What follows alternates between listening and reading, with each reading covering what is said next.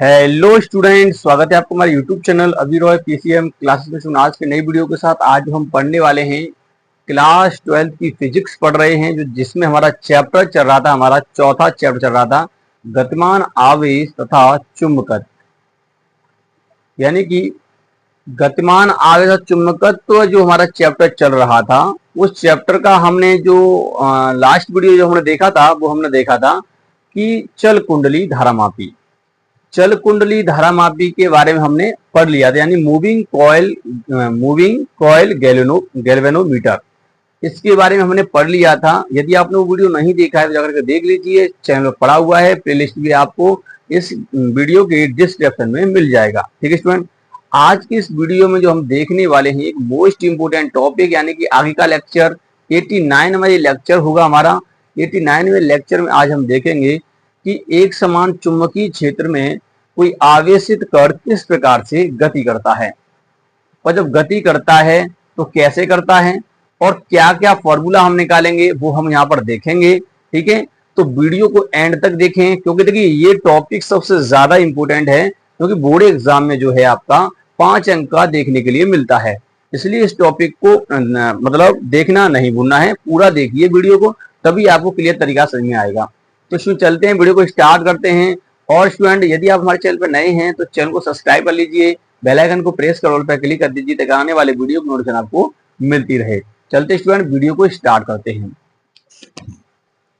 तो चलिए स्टूडेंट, बात करते हैं एक समान चुंबकीय क्षेत्र में आवेशित कण की गति। अब यहाँ पर देखिए, एक समान चुंबकीय क्षेत्र में आवेशित कण की गति हम यहाँ पर देखने वाले हैं। तो देखिए, ये आवेशित कण जो होता है वो कई प्रकार से गति करता है। ठीक है, नहीं, कई प्रकार से गति करता है। समांतर भी प्रवेश करता है, और देखिए ये लंबवत भी प्रवेश करता है।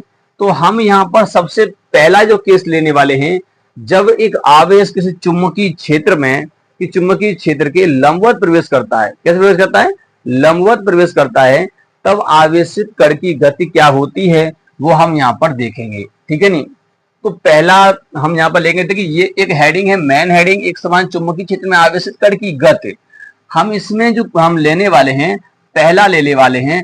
पहला क्या है? पहले का आप हेडिंग लगा लेना कि जब आवेश चुंबकीय क्षेत्र में लंबवत प्रवेश करता है। किस प्रवेश करता है? लंबवत प्रवेश करता है। लंबवत मतलब समझते हो ना? जैसे आप समझ लीजिए, आप यहां से देखिए, पहले आप डायग्राम समझिए। ये आपका क्या है? चुंबकीय क्षेत्र लिया है मैंने। आपको लग रहा होगा कि सर ने ये गुणा वाला निशान क्यों बनाया है। ये गुणा वाला निशान नहीं है, ये गुणा वाला निशान जो आपको दिखाई दे रहा है, ये चुंबकीय क्षेत्र को प्रदर्शित कर रहा है। अब देखिए, यहाँ पर क्रॉस होता है, यहाँ क्रॉस होता है, वहां पर अंदर की ओर होती है इसकी दिशा।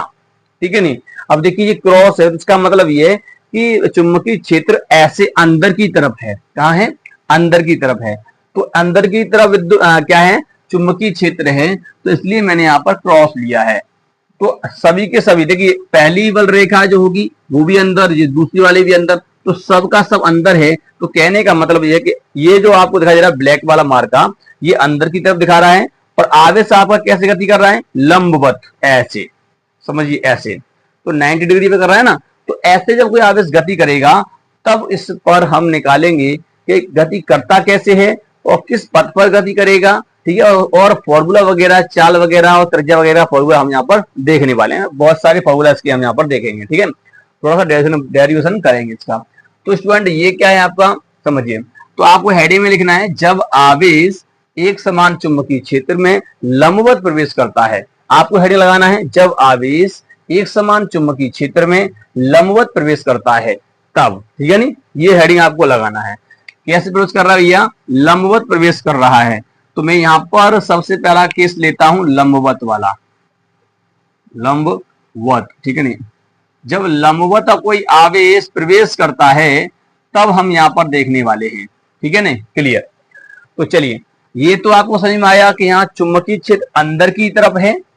अब इसमें एक आवेश को हम लंबवत प्रवेश कराएंगे। कैसे प्रवेश कराएंगे? लंबवत प्रवेश कराएंगे। सबसे पहले समझ लीजिए, उसके बाद हम यहाँ पर देख लेंगे। तो देखिए, हमने क्या किया कि एक आवेश को लिया है, ये एक हमारा आवेश है, यहाँ पर ये हमने एक आवेश ले लिया। ठीक, ये आवेशित कण की बात चलिए, तो एक आवेशित कण हमने यहाँ पर लिया है इस प्रकार से। अब ये लंबवत प्रवेश कर रहा है तो इसका मतलब ये क्या है, तुम्हारा Q प्लस Q आवेश है। यहाँ पर तुम्हारा ये आवेश क्या है, एक प्लस Q आवेश। ठीक है स्टूडेंट, ये प्लस Q आवेश है और इसमें इसने लंबवत प्रवेश किया, इसका मतलब ये कि ऐसे प्रवेश किया है, ऐसे प्रवेश किया है, यानी ऐसे चल रहा है v वेग से, v वेग से क्या कर रहा है, ऐसे गति कर रहा है ना, इस प्रकार से। यहां से आया, ऐसे करके प्रवेश कर रहा है, इस v वेग से गति कर रहा है। ठीक है नहीं। अब देखिए, जब कोई आवेश चुंबकीय क्षेत्र में प्रवेश करता है, जब कोई आवेश एक समान चुंबकीय क्षेत्र में गति करता है तो उस पर एक बल लगता है जिसे हम कहते हैं चुंबकीय बल। क्या कहते हैं, चुंबकीय बल। डेरिवेशन में करवा दिया है चुंबकीय बल वाला, कि जब एक आवेश की चुंबकीय क्षेत्र में रखा होता है तो उस पर कितना बल लगता है चुंबकीय क्षेत्र द्वारा। तो वही जब आवेश जिसमें गति कर रहा है तो उसमें एक बल भी तो लगेगा, चुंबकीय बल। तो वो चुंबकीय बल का फॉर्मूला क्या है, चुंबकीय बल का फॉर्मूला है F बराबर होता है क्यू वी साइन थीटा। ये फॉर्मूला होता है चुंबकीय बल का। अब देखिए, लंबवत प्रवेश कर रहा है हमारा ये आवेश, कैसे प्रवेश कर रहा है, लंबवत प्रवेश कर रहा है। तो लंबवत प्रवेश कर रहा है तो इसका मतलब ये है, ये हो जाएगा Q V sine 90 degree, sine 90 degree हो जाएगा, क्योंकि थीटा कितना हो जाएगा, 90 डिग्री हो जाएगा। चुंबकीय क्षेत्र और यानी कि जो जैसी डायरेक्शन है, यहाँ पर देखिए इस वेग की और इस चुंबकीय क्षेत्र डायरेक्शन देखेंगे तो लंबवत हो जाएगी। कैसे, अब इसमें आवेश देखिए, अब कैसे निकालेंगे यहाँ पर हम, तो देखिए यहाँ पर समझिए, अगर यहाँ पे आप निकालते हो तो ये कितना हो गया पहले समझिए, ये हो जाएगा आपका F बराबर हो जाएगा क्यू वी, ये हो जाएगा, है ना, लंबवत है तब, क्योंकि साइन 90 का मान होता है 1 होता है। क्लियर। अगर मैं इसको लिखना चाहूं, इस वाले को देखें तो इस वाले को हम कैसे लिख सकते हैं, सदिश फॉर्म में लिखना चाहेंगे इसको, तो सदिश फॉर्म में इसको हम लिखते हैं F वेक्टर बराबर होता है Q पुस्तक के अंदर V vector cross B vector. इस प्रकार से फॉर्मूला होता है। यानी कि जब इसी फॉर्मूला को हम कैसे लिखते हैं, सदिश फॉर्म में लिखते हैं, तब इस प्रकार से लिखा जाता है। क्लियर। अब देखिए, हमें यहाँ बल की डायरेक्शन निकालनी है। किसकी डायरेक्शन निकालनी है, बल की, कि इस आवेश पर चुंबकीय क्षेत्र जो बल लग रहा है वो किस डायरेक्शन में लग रहा है। ठीक है नहीं। तो क्या करना है, ये आपको V जो दिखाई दे रहा है इस तरफ करनी है, आपको उंगलियां करनी है और चुंबकीय क्षेत्र की तरफ आपको घुमाना है। यहाँ देखिए, ये V दिया है तो इस क्रॉस लगा है और B वेक्टर लगा है, तो बेग की तरफ करनी है उंगलियां, जिस डायरेक्शन में आवेश का गति कर रहा है, और चुंबकीय क्षेत्र की तरफ मतलब उंगलियां घुमाना है आपको। ठीक है नहीं, सीधे हाथ की बात कर रहे हैं हम यहाँ पर। तो चलिए, तो यहाँ पर आप देखिए, ये आपका आवेश है तो ऐसे करके जा रहा है हमारा क्या आवेश, तो मैंने ऐसे करके उंगलियां कर दी। अब मुझे घुमाना किधर है, चुंबकीय क्षेत्र, चुंबकीय क्षेत्र तो अंदर की तरफ है, तो मुझे कैसे करना पड़ेगा, ऐसे करना पड़ेगा। ऐसे करके आवेश जा रहा है और इस प्रकार से उंगलियां घूमेगी चुंबकीय क्षेत्र की तरफ, यानी अंदर की तरफ है तो अंदर तरफ उंगलियां घूमेगी। तो नीचे की तरफ आप अंगूठा दिखाई दे रहा है, ये अंगूठा आपको बल की डायरेक्शन बताएगा। तो भैया यहाँ पर जो बल लगेगा वो बल होगा आपका नीचे की तरफ, यहां पर। ठीक है, समझ के बनाते हैं अच्छी तरह से, इससे बनाते हैं। तो ये नीचे की तरफ आपका क्या लगेगा, बल लगेगा, इसे हम कहेंगे यहाँ पर F, यानी F चुंबकीय बल लग रहा है यहाँ पर तुम्हारा FB, हम कह सकते हैं इसको FB। ठीक है नहीं, नीचे की तरफ लग रहा है। क्लियर, इतना क्लियर। अब चलिए, अब हम बात करते हैं दूसरी पोजीशन की। अगर मान लेते हैं कि आपका आवेश यहां पर आ गया है, यहां पर, अब यहां पर आ जाता है तुम्हारा आवेश, तो अब देखिए ये ऐसे गति करेगा V वेग से, ऐसे गति करेगा V वेग से। क्लियर, थीटा बन गया, V वेग से ऐसे गति करेगा। यहां पर आपका आवेश है, ये प्लस Q आवेश है आपका यहां पर। अब देखिए, अब करना क्या है, यहां पर ही बल की डायरेक्शन निकालनी है।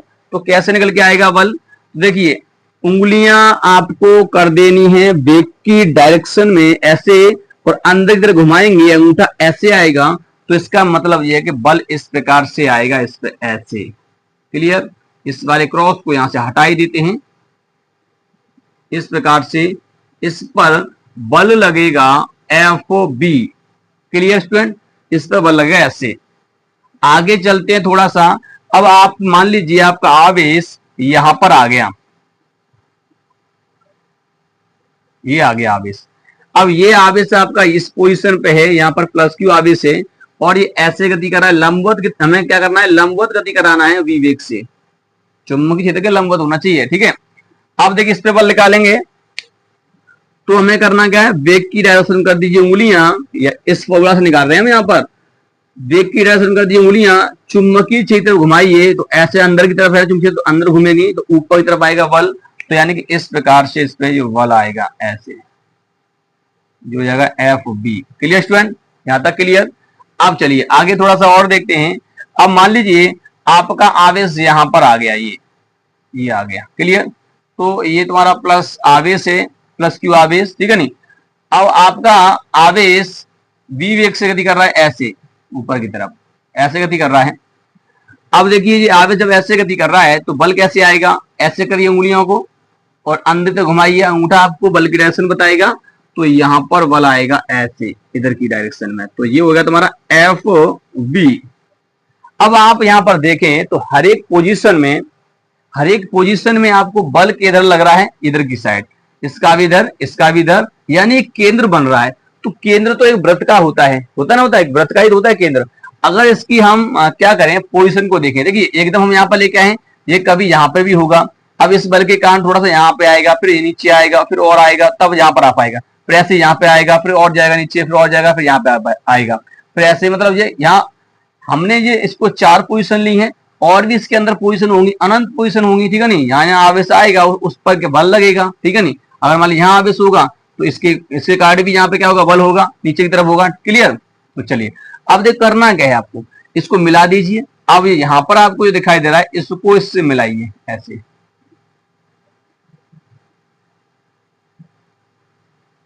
ऐसा करके इसको आपको मिलाना है। तो ये वृत्ताकार पथी पर क्या कर रहा है भैया, गति कर रहा है। यानी कि जब एक आवेश, तो कह सकते हैं जब कोई आवेश एक समान चुंबकीय क्षेत्र में लंबवत प्रवेश करता है तो वो एक वृत्ताकार मार्ग पर गति करता है।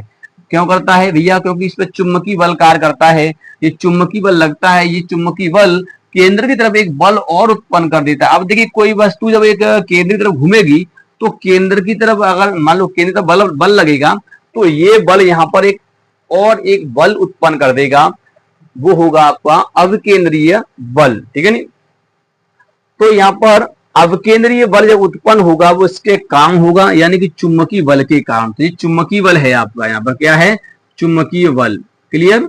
ये आपका चुंबकीय बल है, तो चुंबकीय बल के कारण यहाँ पर एक चुंबकीय अवकेंद्रीय बल उत्पन्न होता है। तो इतना आपको समझ में आया कि जब कोई आवेश एक समान चुंबकीय क्षेत्र में लंबवत प्रवेश करता है तो वो क्या करता है, एक वृत्ताकार मार्ग पर चक्कर लगाता है, यानी एक वृत्ताकार मार्ग पर घूमता है, ठीक है नहीं।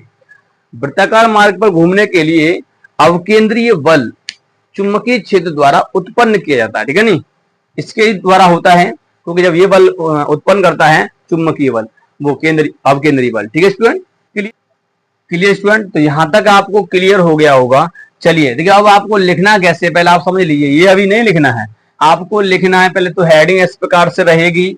आपको लिखना है कि जब कोई आवेशित कण एक समान चुंबकीय क्षेत्र में लंबवत प्रवेश करता है तो आवेशित कण एक वृत्ताकार मार्ग पर गति करता है। क्या करता है, वृत्ताकार मार्ग पर गति करता है, ठीक है। इतना आपको लिखना है। उसके बाद आपको नीचे लिखना है, वो क्या लिखना है, आवेशित कण पर चुंबकीय क्षेत्र द्वारा उत्पन्न बल, तो आपको ये लिखना है। अब ये बल आपको लगाना है, तो चुंबकीय बल ये हो गया, आवेशित कण पर चुंबकीय क्षेत्र द्वारा उत्पन्न बल ये हो गया।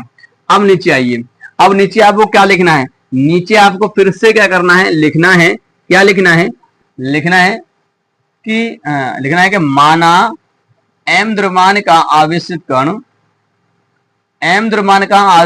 कण v वेग से r त्रिज्या के, मतलब देखिए ये वृत्त है आपका, यहाँ पर है ना, ये वृत्त बन गया, तो इसकी कोई ना कोई त्रिज्या होगी यहाँ से। तो मान लेते हैं कि यहाँ पर इसकी जो त्रिज्या है इस वाले की वो कितनी है, यहाँ से वो r है, कितनी है भैया, r है, ठीक है नहीं।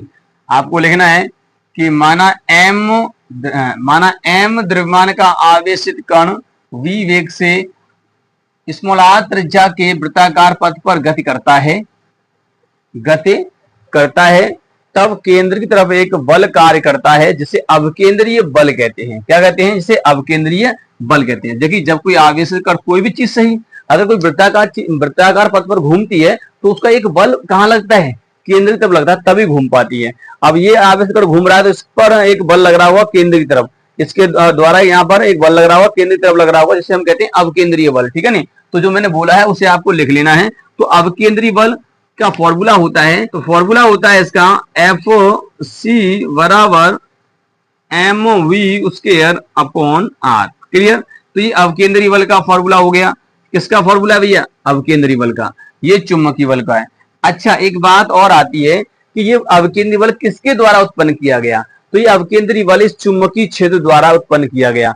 चुंबकीय क्षेत्र ने इस पर बल लगाया, और जब इस पर बल लगाया चुंबकीय क्षेत्र ने वो कहां लगाया? केंद्र की तरफ। तो समझिए ना, ये केंद्र की तरफ लग रहा है और केंद्र की तरफ ही अवकेंद्रीय बल लग रहा है, तो दोनों ही बल बराबर हो गए। तो यहां पर हम कह सकते हैं, क्या लिख सकते हैं? आप नीचे लिखना है कि अवकेंद्रीय बल, यह है अवकेंद्रीय बल, हम लिखेंगे यह है अवकेंद्रीय बल, यहां पर लिखेंगे यह है अवकेंद्रीय बल चुंबकीय बल द्वारा प्रदान होता है। किसके द्वारा प्रदान होता है? चुंबकीय बल द्वारा प्रदान होता है। तब तब हम कह सकते हैं क्या? अवकेंद्रीय बल जो होगा,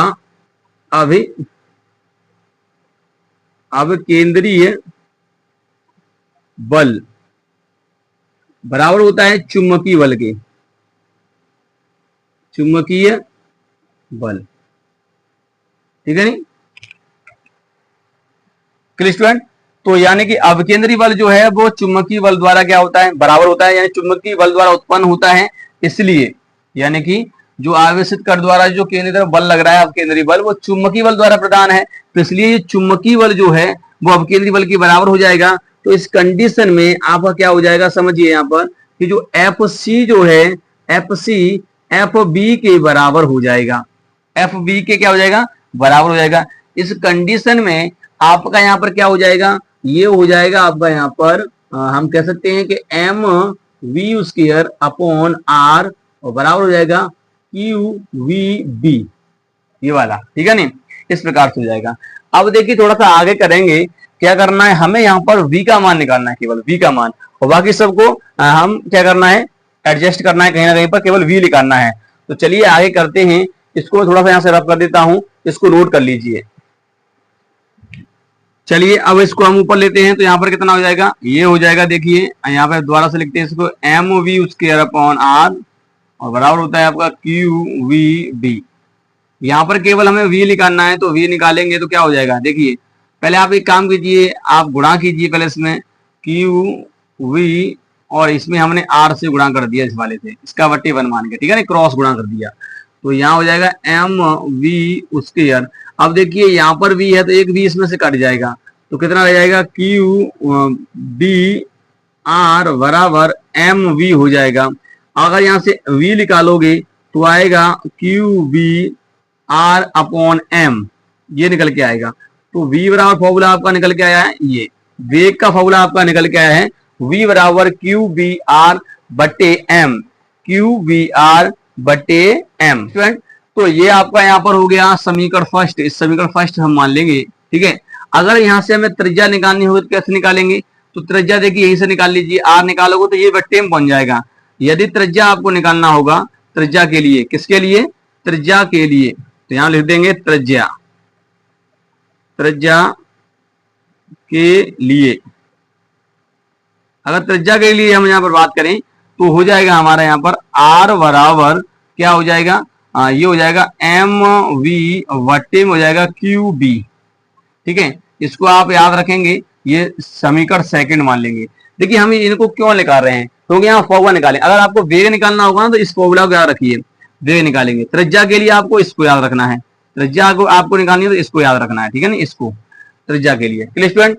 अब देखिए, अब आगे हम क्या करेंगे, इतना आपको क्लियर हो गया। अब आगे हमें निकालना होगा क्या?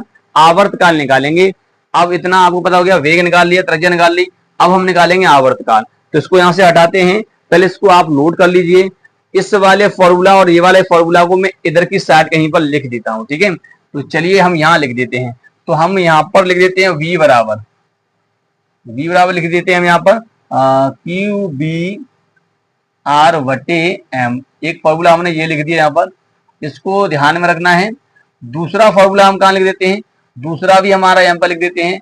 दूसरा हमारा है आर बराबर M V upon Q we.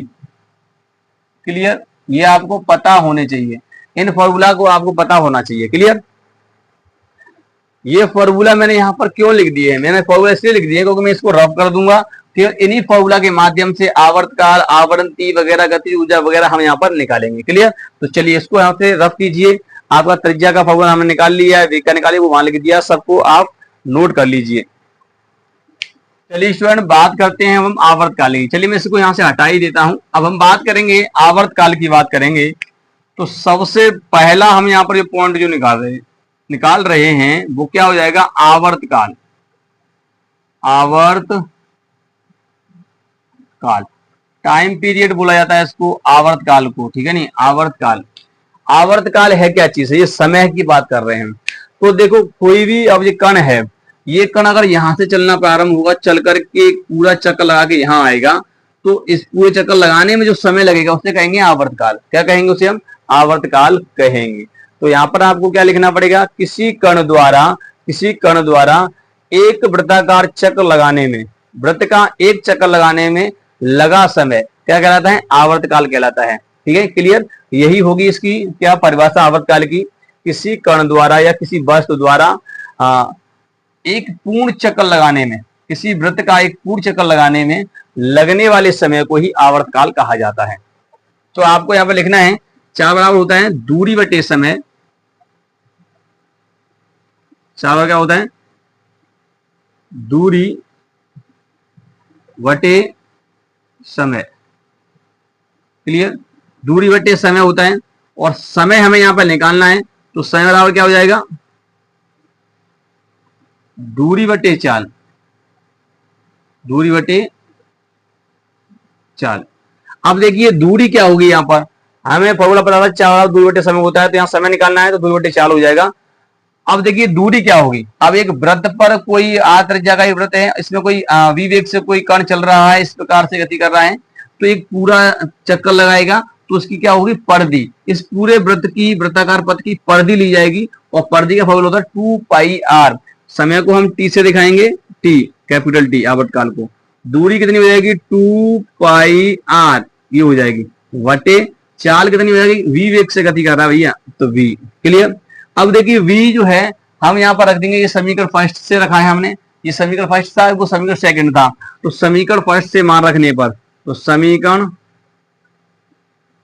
First से, समीकरण फर्स्ट से यहाँ पे करोगे तो कितना हो जाएगा, t बराबर हो जाएगा 2 पाई r, वट्टे में v की जगह पे आप रखोगे q v r, वट्टे में हो जाएगा आपका m।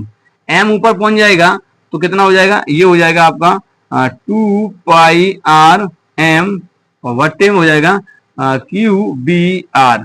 अब ये r से भैया r कट जाएगा, जब r से r कट गया तो आया 2 पाई m अपॉन में हो जाएगा q b। क्लियर, तो ये आपका निकला है टाइम पीरियड t बराबर आपका हो गया 2 पाई m अपॉन में हो जाएगा q b। ठीक है नहीं, ये आपका आवर्तकाल निकल के आया है, आवर्तकाल का फॉर्मूला हो गया समय बराबर, ठीक है नहीं, 2 पाई m अपॉन क्यू बी। ठीक है, तो ये आपका यहाँ पे आवर्तकाल निकल करके आता है। क्लियर स्टूडेंट, आप यहाँ देख सकते हैं ये टाइम जो है वो समय जो है वो यानी कण के वेग पर डिपेंड नहीं कर रहा है। अगर वेग पर डिपेंड करता तो यहाँ वेग होता, वेग पर डिपेंड नहीं कर रहा है, ठीक है नहीं, तो क्यू बी। क्लियर, तो ये आपका निकल के आया आवर्तकाल का फॉर्मूला। उम्मीद करते हैं आपको समझ में आ गया होगा। ठीक है, चलिए अब हम आगे की बात करते हैं। आगे हम बात करेंगे आवृत्ति की बात करेंगे। देखिए चलिए इसे नोट कीजिए, अगला पॉइंट हम निकालेंगे आवृत्ति। चलिए स्टूडेंट बात करते हैं दूसरा पॉइंट, जिसे हम कहते हैं आवृत्ति।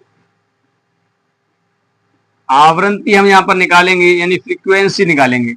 तो फ्रीक्वेंसी किस प्रकार से निकाली जाएगी, आवृत्ति होती क्या चीज है समझिए पहले।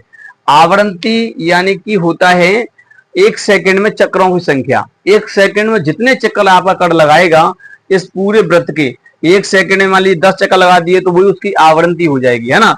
तो यहां से एक चक्कर लगाएगा तो वो लगता है समय, तो उसे आवर्तकाल कहते हैं। अब एक सेकंड में कितने चक्कर लगाएगा वो उसकी आवृत्ति होती है। तो यहाँ पे आपको लिखना पड़ेगा किसी कण द्वारा एक सेकंड में लगाए गए चक्करों की संख्या को आवृत्ति कहा जाता है। किसी कण द्वारा एक सेकंड में लगाए गए चक्करों की संख्या को ही आवृत्ति कहते हैं। आप समझ लीजिए टी समय में आपका कोई कण जो है वो कितने चक्कर लगाता है, एक चक्कर लगाता है ना। तो एकांक समय में कितने, मतलब एकांक समय यानी एक सेकंड, है ना। एकांक समय में कितना लगाएगा, एकांक समय की अगर हम बात करेंगे, एकांक समय की अगर बात करेंगे तो हो जाएगा 1/t, और इसी को कहते हैं हम फ्रीक्वेंसी। या ऐसे एन से दिखाइए या एफ से दिखाइए, मैं ऐसे एफ से दिखाता हूं 1/t यानी कि फ्रीक्वेंसी के लिए। अब टी का फॉर्मूला अभी हमने पढ़ लिया था, उसको हम यहाँ पर रखेंगे, आवर्तकाल क्या फॉर्मूला यहाँ पर रखेंगे तो हो जाएगा एफ बराबर 1/t का मान हमने पढ़ लिया था 2 पाई m अपॉन QB। इसको पलट देंगे तो एफ बराबर कितना हो जाएगा भैया, QB अपॉन हो जाएगा 2 पाई m। तो फ्रीक्वेंसी का फॉर्मूला आपका निकल के आया है ये वाला। क्लियर, ये फ्रीक्वेंसी का फॉर्मूला निकल के आया। उम्मीद करते हैं ये भी आपको समझ में आ गया होगा। जो मैंने बताया उसको तो नोट करते चलना है। जो बोल रहा हूं मैं थ्योरी यहाँ पे बोल रहा हूं, उस थ्योरी को आप लिखते जाना है। आवृत्ति का मतलब एक सेकंड में चक्करों की संख्या। टी बराबर टी समय में एक चक्कर लगता है तो एकांक समय में 1/t, है ना। तो एफ, इसी को कहेंगे एफ बराबर 1/t, या एन से लिखिए या टी से लिखिए, एफ से लिखिए। तो 1/t हो गया। तो इसमें टी का मान हम जानते हैं क्या होता है, अभी हमने निकाला था आवर्तकाल का फॉर्मूला, है नहीं। तो वही यहाँ पर लगा देना है तो हो जाएगा, पलट देंगे इसको, ठीक है नहीं। तो QB/2 पाई m। तो ये आपकी आवृत्ति निकल के आती है। उम्मीद करते हैं यहां तक आपको समझ में आ गया होगा, इसको नोट कर लीजिए। स्टूडेंट बात करते हैं आगे की तरफ, हम यहाँ पर गतिज ऊर्जा की बात करेंगे। क्योंकि जब कोई आवेशित कण किसी वृत्ताकार पथ पर घूमता है और गति करता है तो उसमें गतिज ऊर्जा तो होगी ना। तो हम गतिज ऊर्जा की यहाँ पे बात करेंगे, काइनेटिक एनर्जी की अब हम बात करेंगे। चलिए मैं इसको यहाँ से हटा देता हूँ। चलिए स्टूडेंट बात करते हैं, हम गतिज ऊर्जा की बात करते हैं, काइनेटिक एनर्जी की बात करते हैं। क्योंकि अगर ये आवेशित कण है, v वेग से चल रहा है, इसका द्रव्यमान कितना है, m है, तब इसमें गतिज ऊर्जा तो होगी क्योंकि गति से चल रहा है। और गतिज ऊर्जा की परिभाषा क्या होती है, किसी वस्तु के गति करने की जो क्षमता होती है उसे हम क्या कहते हैं, गतिज ऊर्जा कहते हैं। जैसे कार्य करने की क्षमता या गति की अवस्था को हम गतिज ऊर्जा कहते हैं। जब कोई वस्तु गति अवस्था में होती है तो उसकी जो अवस्था होती है उस अवस्था में उपस्थित जो ऊर्जा है वही क्या है, गतिज ऊर्जा। तो यहाँ गतिज ऊर्जा की हम बात करेंगे तो फॉर्मूला क्या होता है, काइनेटिक एनर्जी का फॉर्मूला होता है K बराबर होता है हाफ mv स्क्वायर। आपने 11th क्लास में पढ़ लिया है, हाफ mv स्क्वायर, ठीक है नहीं, v स्क्वायर। अब v का मान ये दिया है, इसको यहाँ पर रख दीजिए तो कितना हो जाएगा, K बराबर हो जाएगा 1/2 और m हो जाएगा, और यहाँ पर हो जाएगा आपका दिया है QB r/t में m, और इसका वर्ग करना पड़ेगा। क्लियर, ये वाला फॉर्मूला यहाँ से रख, समीकरण फर्स्ट से रख दिया है तो हो जाएगा K बराबर 1/2, यहाँ m रहेगा इनटू ऊपर वाले का अलग वर्ग होगा QB r का वर्ग और बट्टे में m का वर्ग। यहाँ से एक m कट जाएगा तो कितना रह जाएगा, K बराबर हो जाएगा 1/2 और यहाँ पर हो जाएगा QB r का स्क्वायर हो जाएगा और बट्टे में आपका m रह जाएगा यहाँ पर, ठीक है नहीं। तो आपका देखिए इस प्रकार से यहाँ पर एक गतिज ऊर्जा का फॉर्मूला बन जाता है। इस फॉर्मूला को आप ध्यान में रखेंगे, ये केवल गतिज ऊर्जा के लिए है। अगर आगे थोड़ा सा और करना है, अगर आर निकालना है तो किस प्रकार से निकालेंगे वो देखिए। एक काम कीजिए, 2 और m एक साथ लीजिए और इसके साथ गुणा कर दीजिए तो कितना, थोड़ा सा आगे और करते हैं हम, यहाँ पर थोड़ा सा आगे करेंगे तो कितना हो जाएगा 2km हो जाएगा और बराबर में कितना हो जाएगा QB r का स्क्वायर हो जाएगा। क्लियर, अब देखिए इस स्क्वायर से यहाँ पे क्या रूट चढ़ जाएगा तो ये हो जाएगा आपका रूट के अंदर 2km और बराबर हो जाएगा QB r। r को अगर तुम्हें निकालना होगा तो r बराबर कितना हो जाएगा, r बराबर हो जाएगा रूट के अंदर आपका रहेगा 2km और इसके बट्टे में यह रहेगा QB। क्लियर, तो r का फॉर्मूला आप यहाँ से भी दे सकते हैं, ये निकल के आया है। क्लियर, तो इसको याद रखना है। ये थे आपके यहाँ पर कुछ पॉइंट्स जो कि मैंने निकाले कि एक समान चुंबकीय क्षेत्र में कोई आवेशित कण गति करता है तो कैसे गति करता है कि वृत्ताकार पथ पर गति करता है, और वृत्ताकार पथ पर गति करता है तो उसका एक अवकेंद्री बल लगेगा और चुंबकीय क्षेत्र द्वारा एक चुंबकीय बल भी लगेगा। ये दोनों बल बराबर होते हैं, एक दूसरे को बराबर कर देंगे। फिर उसके बाद हमने पॉइंट्स वगैरह निकाले थे, ठीक है नहीं। तो ये हमने पहला पॉइंट निकाला आवर्त काल, फिर निकाला हमने आवृत्ति, फिर हमने गतिज ऊर्जा निकाली इसकी, क्योंकि आवर्त काल एक वृत्ताकार पथ पर घूम रहा है, गति कर रहा है, तो उसमें गतिज ऊर्जा तो होगी। क्लियर? तो यहां तक आपको क्लियर हो गया होगा। और ये अगर थोड़ा सा आगे और सूत्र है, यहाँ पे आर का फॉर्मूला ये भी हो गया, तो आप वो भी दे सकते हैं। आर का ही फॉर्मूला है, ये केवल गतिज ऊर्जा के संबंध में यहाँ पर गतिज ऊर्जा दी गई है। क्लियर? तो उम्मीद करते हैं आपको समझ में आ गया होगा स्टूडेंट।